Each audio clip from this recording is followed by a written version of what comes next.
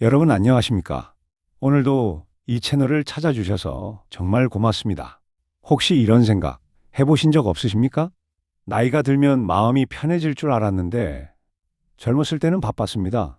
일도 해야 하고 아이들도 키워야 하고 부모님도 모셔야 했습니다. 그때는 바쁘니까 마음 쓸 겨를도 없었습니다. 그런데 이제 나이가 들어 시간이 생겼는데 이상하게도 마음은 더 무거워졌습니다. 왜 그럴까요?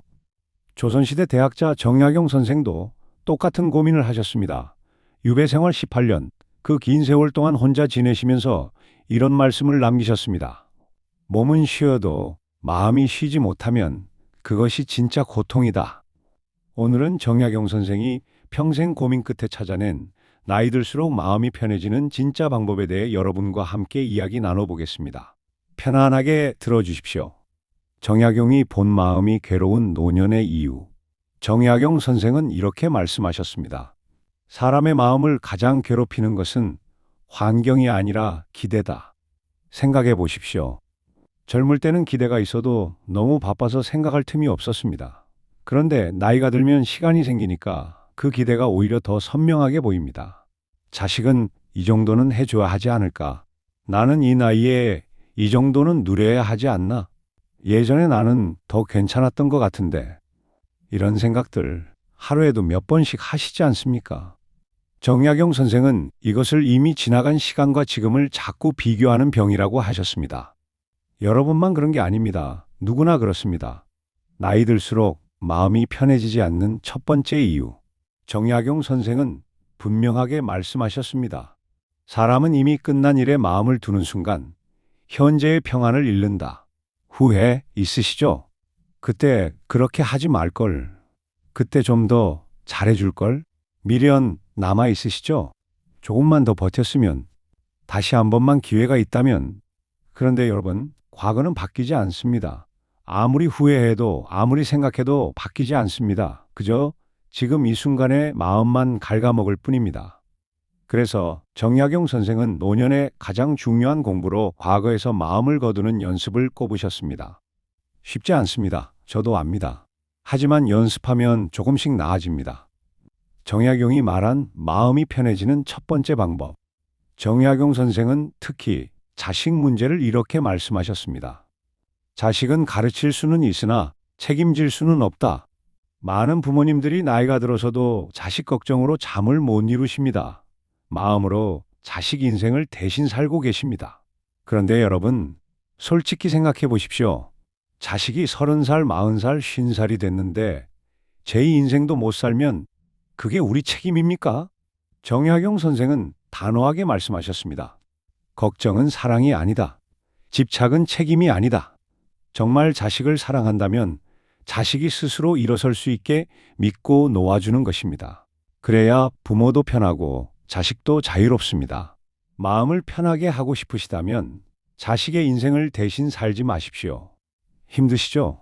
저도 압니다. 하지만 이게 진짜 사랑입니다. 나이 들수록 마음이 편해지는 두 번째 방법. 정약용 선생은 인간관계에 대해서도 이렇게 말씀하셨습니다. 사람이 많을수록 마음이 넓어지는 것이 아니라 오히려 흩어진다. 젊을 때는 인맥이 필요했습니다. 사회생활도 해야 하고 관계도 넓혀야 했습니다. 그런데 이제는 어떻습니까? 만나고 나면 피곤한 사람 있지 않습니까? 괜히 신경 쓰이고 비교하게 되고 자존심 상하는 모임 있지 않습니까? 정약용 선생은 말씀하셨습니다. 노년에는 이런 관계가 필요하다고. 자주 만나지 않아도 편한 사람, 말하지 않아도 이해해주는 사람, 함께 있으면 마음이 쉬는 사람. 관계를 줄이는 것, 이기심이 아닙니다. 이것이 지혜입니다. 인생의 후반전은 많은 사람과 어울리는 시간이 아니라 나를 지키는 시간입니다. 정약용이 가장 중요하게 본 노년의 태도. 정약용 선생은 유배 생활 중에도 매일 같은 시간에 글을 쓰고 같은 시간에 산책을 하셨습니다. 왜 그러셨을까요? 선생은 이렇게 말씀하셨습니다. 마음이 흔들릴수록 하루의 리듬을 지켜야 한다. 노년의 불안은 대부분 미래에 대한 생각에서 옵니다. 앞으로 아프면 어떡하지? 돈이 부족해지면 어떡하지? 혼자 남으면 어떡하지? 정약용 선생은 이런 질문 대신 이렇게 물으셨습니다. 오늘 하루는 잘 보냈는가? 미래를 걱정하지 말라는 게 아닙니다. 준비는 하되 걱정은 내려놓으라는 겁니다. 오늘 하루를 온전히 살면 내일도 괜찮습니다. 아침에 일어나서 창문을 열고 따뜻한 차 한 잔 마시고 산책하고 좋아하는 음악 듣고 오래된 친구와 전화 통화하고 이런 작은 일상이 쌓여서 평안한 노년이 됩니다. 나이 들수록 마음이 편해지는 마지막 비밀. 정약용 선생은 말년에 이런 글을 남기셨습니다. 나는 완벽하지 않았으나 성실하지 않은 날은 적었다. 여러분, 이 말씀이 무슨 뜻인지 아십니까? 이것은 스스로에게 주는 허락이었습니다. 완벽하지 않아도 괜찮다. 부족해도 여기까지 온 것만으로 충분하다. 여러분은 지금까지 정말 잘 살아오셨습니다. 완벽하지 않았을 수도 있습니다. 후회되는 일도 있었을 겁니다. 하지만 그래도 여러분은 최선을 다하셨습니다. 자식 키우느라, 부모 모시느라, 가족 먹여 살리느라 정말 열심히 사셨습니다. 이제는 스스로에게 말해 주십시오. 나는 충분히 잘 살았다. 마음이 편해지는 순간은 남에게 인정받을 때가 아니라 스스로를 인정할 때입니다. 여러분, 정약용 선생은 이렇게 말씀하셨습니다. 노년의 평안은 무언가를 더 얻어서가 아니라 조용히 내려놓을 때 온다. 오늘 이 이야기를 들으시면서 마음이 조금이라도 가벼워지셨기를 바랍니다.